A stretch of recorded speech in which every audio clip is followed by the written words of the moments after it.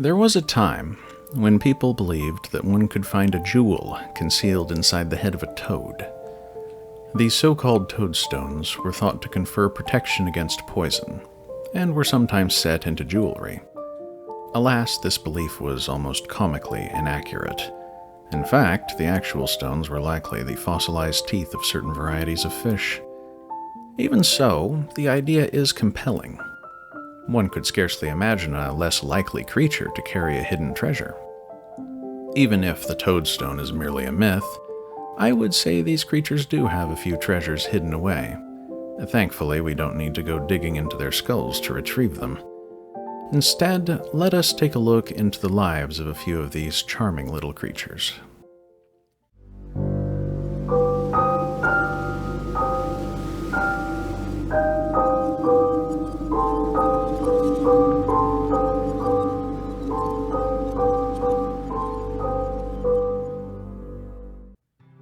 Toads are a fairly common sight in many parts of the world, and easy enough to recognize.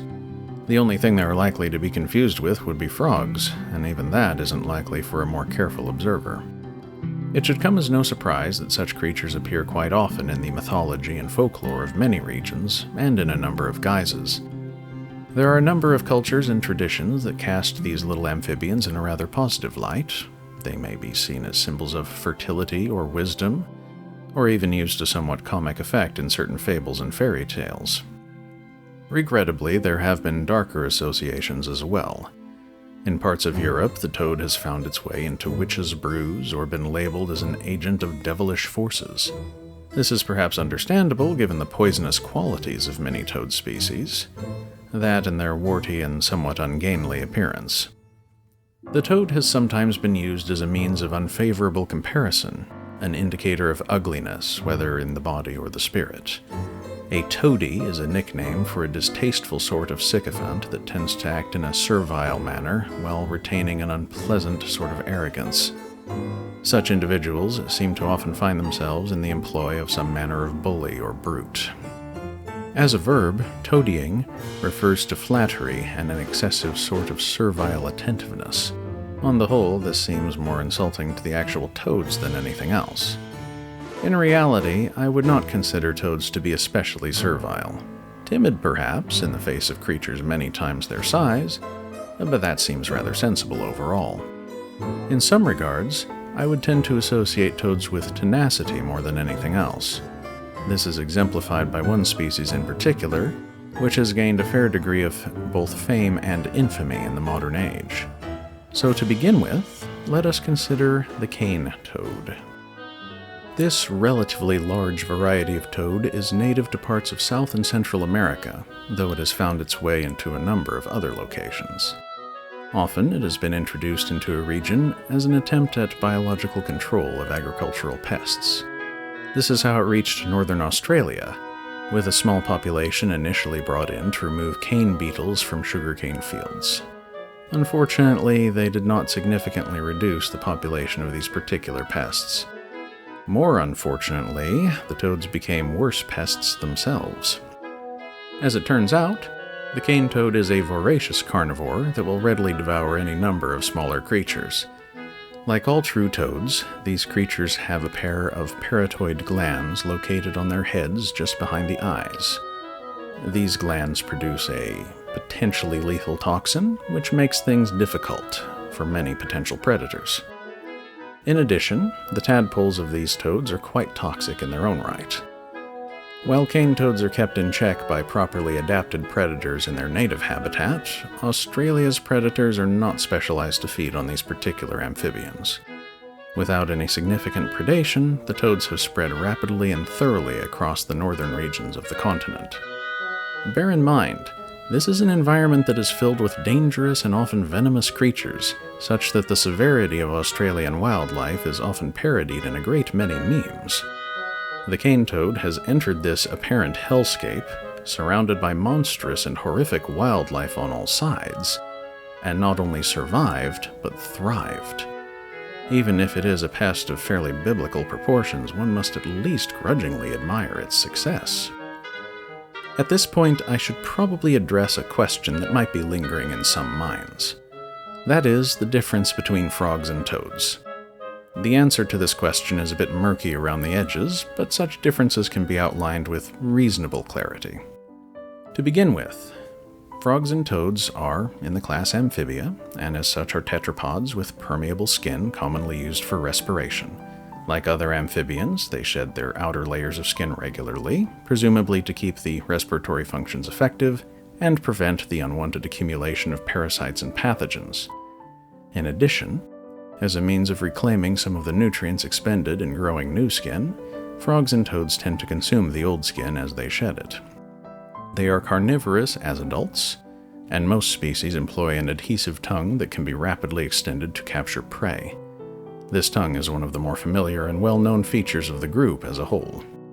Though there are exceptions, most frogs and toads pass through an aquatic tadpole stage early in their development. Both frogs and toads are in the order Anura, which simply means no tail. While there are a few species that retain their tadpole tails into adulthood, the vast majority of both frogs and toads do not possess a tail. This is in contrast to the other major amphibian groups, the salamanders and caecilians. The hind legs of frogs and toads are often larger than the front legs, and various leaping and hopping forms of locomotion are commonly employed. A great many species are quite vocal as a part of courtship, with males typically vocalizing to attract females.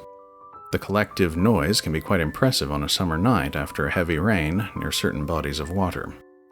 Now for the differences. Many frogs tend to be largely aquatic, living in water or at least close by, and their skin is kept moist at all times. In contrast, toads are far more terrestrial, though they tend to return to the water to breed. Their skin is relatively dry, at least in comparison to a frog's. Frogs are generally more athletic than toads, with powerful, leaping hind legs and somewhat flattened bodies. Toads have a body shape that might be described more as stout or portly, and they tend to hop more than leap.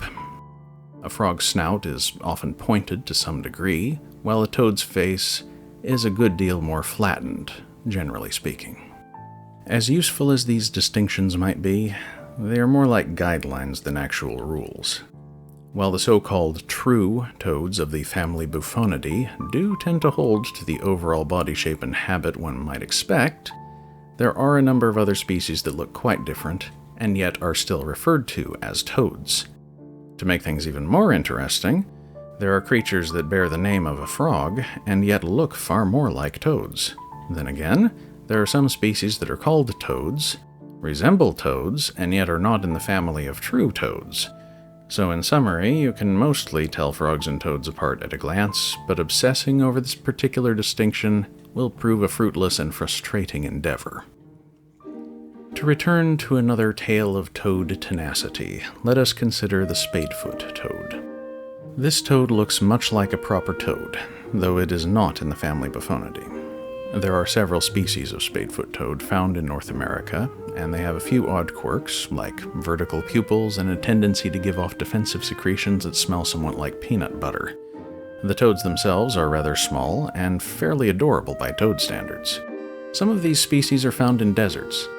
One might not expect an amphibian with permeable skin to prosper in the harsh desert climate, but these intrepid little toads manage fairly well. The name Spadefoot is derived from a sort of claw found on the sole of each of the back feet of these toads. The toad uses these claws to dig into the desert soil. It is something of an amusing sight, as the creature appears to simply sit there and shimmy a little from side to side as it sinks down into the earth. Spadefoot toads spend much of their time underground in hibernation. However, estivation might be a more accurate term, as they are waiting out the dry spans of time in the desert. A suitable amount of rainfall will coax these little creatures to the surface. A significant amount of rainfall will lead to rather amorous encounters in the temporary pools of water. The result of these encounters is a fair number of eggs, which quite rapidly become a significant population of wriggling tadpoles. At first, these tiny creatures tend to feed on algae and plankton, but they soon develop more carnivorous habits, feeding on small invertebrates as well. This is important, as such food will allow for more rapid development. After all, they are living in a temporary pool of water that is slowly and steadily disappearing beneath the desert sun. If the pool dries out entirely before these tadpoles have developed into toads, there will be no survivors. A terrible waste of resources for their parents, and not especially desirable for the tadpoles themselves. Thus, desperate measures are sometimes required. As the tadpoles grow larger, and their home grows smaller, some of the largest tadpoles undergo a curious change. Their jaws become more developed, and they expand their diet a little further. In addition to the carnivory, they begin to practice cannibalism. While this is rather ghoulish, their siblings are quite nutritious meals, allowing for very rapid development into adulthood. Sometimes, the choice is between every tadpole dying in an evaporated pool, or a handful of cannibals hopping away to safety before the last of the water is gone. A cruel choice to be sure, but that is sometimes the way of things. In a desert on the other side of the world, another little Anuran has found a way to avoid this particular choice. The desert rain frog is a rotund little creature that honestly looks more like a toad than a frog. In fact, if anything, it looks like a cartoon character. This is reflected even in its scientific name, Breviceps macrops, which roughly translated means a short head with big eyes. This species has appeared in several iterations of a viral video where its distinctive squeaking cries have been replaced with various comedic exclamations. Humor aside, the desert rain frog is a most unusual creature. It is found along the coastline of western Namibia and South Africa. In this region there is very little rain, but there is regular fog from the sea. This is quite useful to the desert rain frog as its skin is able to absorb moisture from the air. At least when the air is moist, as it tends to be when there is a bank of fog rolling in. This allows the creature to exist in relative comfort in one of the more desolate environments on Earth. Like many frogs and toads, this little amphibian ventures out at night in search of insects and other small arthropods. Each morning, it burrows into the sand to wait out the heat and the sunlight. In addition to its other adaptations, the desert rain frog has a life cycle that makes desert life considerably more straightforward. After mating in an underground burrow, the female frog will lay a clutch of eggs. When these eggs hatch, it is not tadpoles that emerge. Instead, it is fully developed frogs, albeit on a miniature scale. Considering the diminutive size of the adult, these little hatchlings are remarkably tiny. Still, they're large enough to make their way in the world, subsisting on a diet of the very smallest insects until they grow up. A sharp contrast to the desert rain frog is provided by the Suriname toad. While the former resembles a toad, the latter certainly does not. It doesn't greatly resemble a frog either. In all honesty, this creature resembles a dead leaf as much as anything else. It is found in South America and is entirely aquatic in its habits. The brown, flattened, leafy appearance allows for reasonably effective camouflage, made all the more effective by the often murky waters the creature inhabits. The Suriname toad has a number of little peculiarities. One of these is found in its fingers, or rather at the tips of its fingers.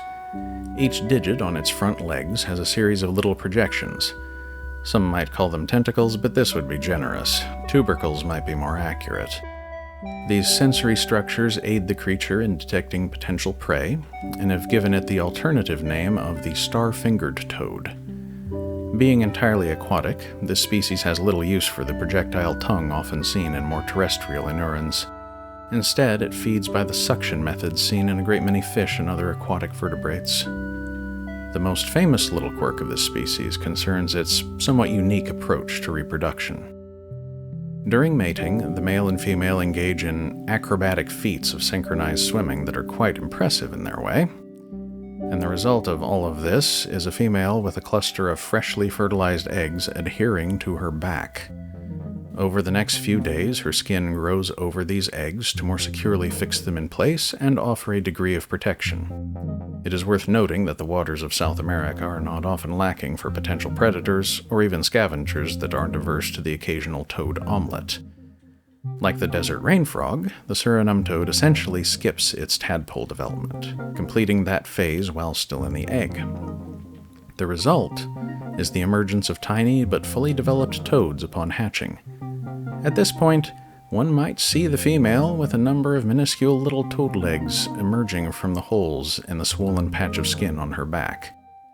A nightmare for any trypophobic, but a successful reproductive strategy nonetheless.